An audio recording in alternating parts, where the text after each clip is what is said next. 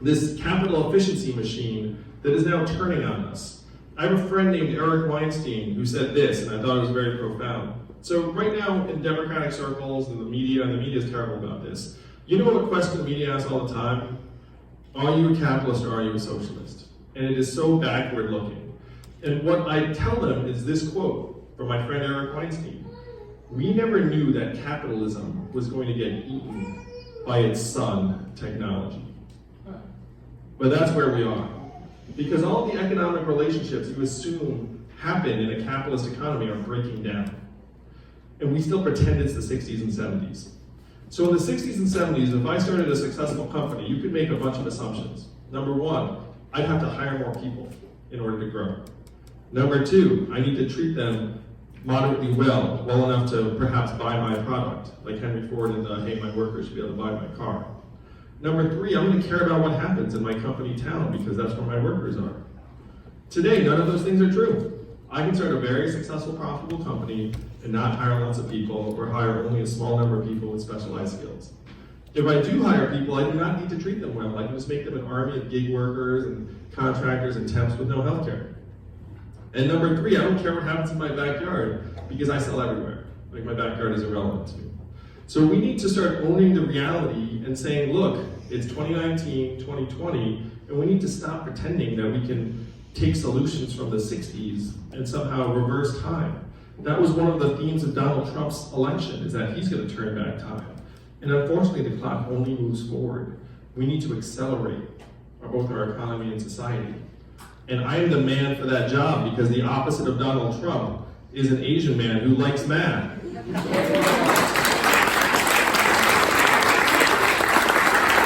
So those of you who see like the math hats and whatnot, what does that stand for?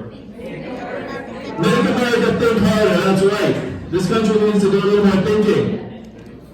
And so this is the theme, this is the human-centered economy, where we can actually evolve much more quickly than many people give us credit for. So Steve was talking about this conversation with this gentleman who said, hey, GDP's at record highs. How many of you all got excited about GDP when you woke up this morning? You're like, oh, I heard GDP's higher. Like, that's gonna mean good things for me. And I like to use my wife, my family as an example. My wife's at home right now with our two boys, one of whom is autistic. What is her work calculated at in GDP? Zero. What does the market value her work at? Zero as well. And we know that that is the opposite of the truth. We know that her work is among the most important and challenging and vital work for our future. And we need to recognize that work and not listen to the market and GDP. We need to have a measurement that actually says that my wife's work is valuable. Now, the Democratic Party talks about empowering women, but I would suggest to you all that there's nothing more dramatic we could do that would help thousands of women in exploitative and abusive jobs and relationships than putting $1,000 a month into everyone's hands, because we know that money would enable thousands of women here in New Hampshire and millions of women around the country to improve their situations. The Democratic Party can either talk about empowering women or we can do something about it, and I say we do something about it.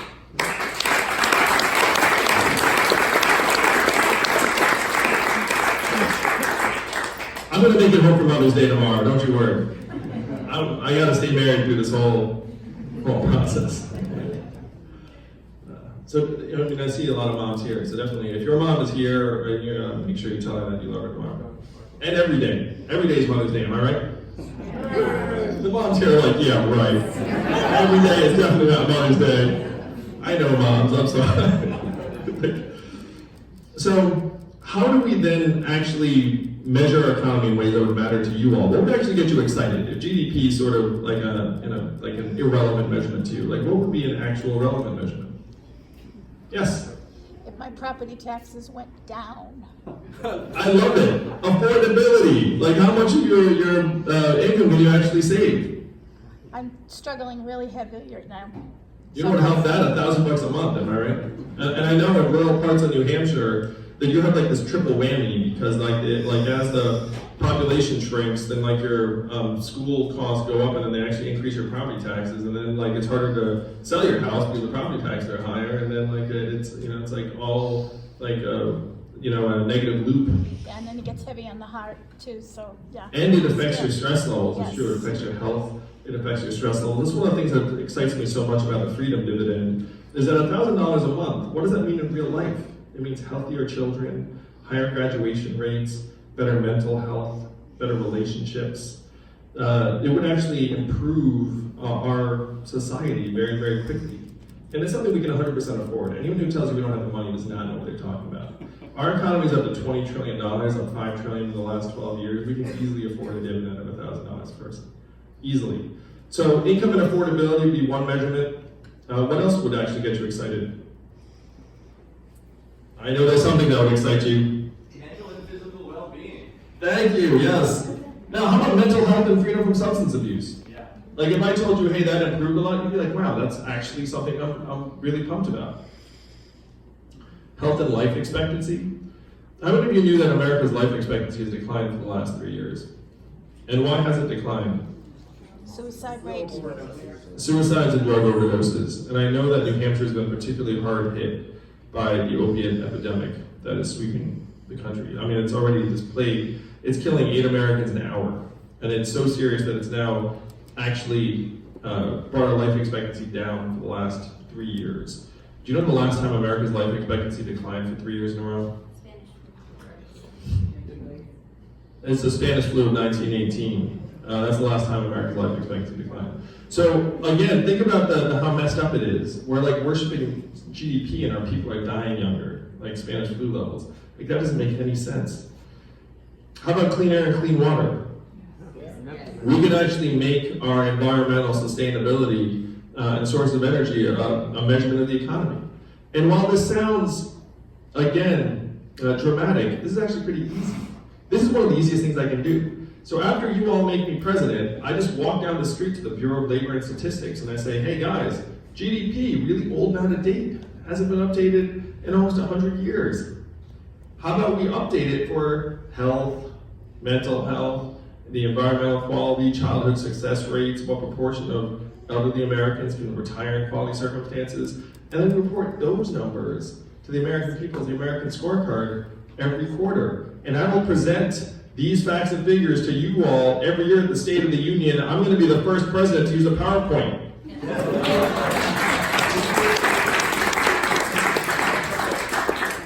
So this is the vision, this is the plan. We can actually make progress very quickly if we start identifying the right problems. If you have the wrong measurements, you will never make progress. And as someone who's run organizations, you know that's true. If your organization's looking at the wrong measurement, then how can you get anywhere? But you put the right measurements in place, and then we can start focusing on solving the real problems and start channeling our energies in those directions. It makes teachers into investments. It makes helping each other the definition of economic progress. And this is the shift we need to make, because if we keep running a race of capital efficiency, we are going to lose on an historic scale, on a catastrophic scale. It's almost unthinkable. And that's really what drove me to run for president. I saw what was happening. I spent a lot of time in Detroit. I've been in Detroit every year since 2011. How many of you all spent time in Detroit this last number of years? Some of you might be from Michigan. So Detroit, we talk about as if it's the past. It's our future, unfortunately, because Detroit used to have this massive manufacturing base, and then we decimated it, and now that place has 30,000 abandoned buildings and 30,000 buildings that are on the verge of being abandoned. And if you imagine what that looks like, it's actually devastating. Like you're there and it actually preys on your mind. And we talk about these 30% of malls that are closing. How many of you have been to a mall that's either closing or on the verge of closing? Tell me that mall is not eerie and depressing. It becomes a haven for flight. It depresses property values. Like this is actually the direction our country is heading very, very quickly, unless we turn the economy in a different direction. And again, I hate to drop this all on you, but it's up to the people in New Hampshire to determine that direction for the country. This is where we have to go. So these are some of the big plans I have. Others I just want to mention briefly. How many of you care deeply about climate change? Everyone. I love this room. That's beautiful. we need to move as fast as possible to address climate change. To me, it's an existential threat 1A. It's like neck and neck with everything I've been talking about. And the 4 last years have been the 4 warmest years in recorded history, so it does not take a scientist. So right next to my math hat's a science hat. My father is a physicist. He generated 69 US patents for GE and IBM over his career. And so you can tell I take science very seriously. And the science says that climate change is just about to take off in a dramatic way. Unfortunately, all of these crises are happening simultaneously. So how can we make rapid progress on climate change? I am for rejoining the Paris Accords. I'm for a carbon fee and dividend. I'm for carbon capture and sequestration. I'm for investing hundreds of billions of dollars in more renewable infrastructure. But I think I have a way that we can speed up in addressing climate change. And it's because right now, if we go to our fellow citizens and we say, hey, we need to worry about climate change, if 78% of our fellow citizens can't, or are living paycheck to paycheck, and 57% can't afford an unexpected $500 bill, a lot of them have their heads down. They have a mindset of scarcity, and if you go to them and talk to them about climate change, they look at you and say, I cannot pay my bills.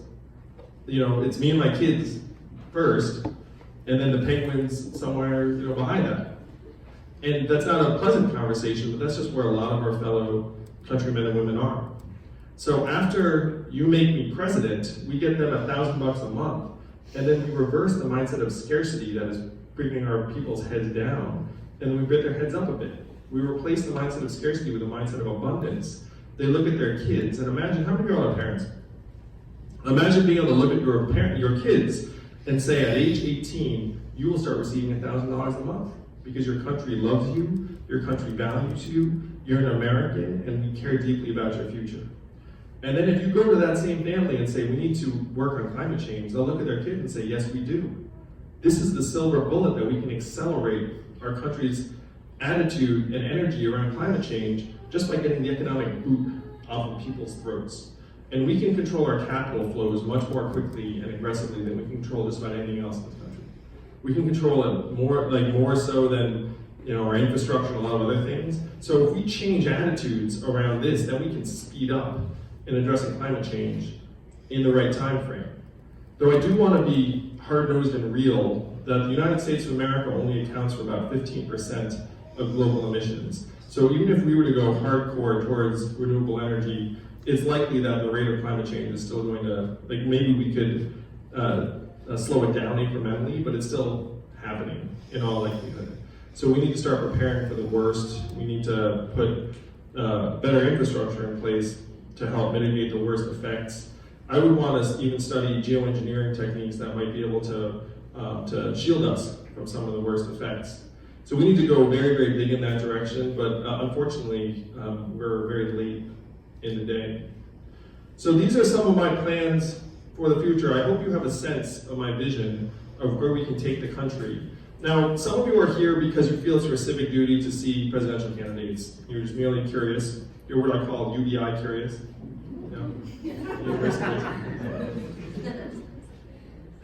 And so one of the questions you have in your minds is, who can beat Donald Trump? That's the number one criteria for Democrats, all right? Yeah. Oh no, and I think it should be. We need to beat that guy. We need to beat that guy soundly in 2020. Now, my campaign, right now I'm polling at about 3% here in New Hampshire and nationwide. Raised over $3 million in increments of only $19 each. So my fans are even cheaper than Bernie's. No one knew it was even possible. But we found him at Yang Gang. So Nate Silver at 538 looked at those two numbers and said, okay, 3% nationwide, raised over $3 million, grassroots, right next to Bernie in terms of percentage of grassroots fundraising, and lower name recognition than anyone else in the field. And Nate Silver said that he looked at this and said these three numbers actually do not match up to each other. And that because they don't match up, we cannot discount the possibility that as more people find out about Andrew Yang, his campaign grows and grows and grows, and he wins the whole thing.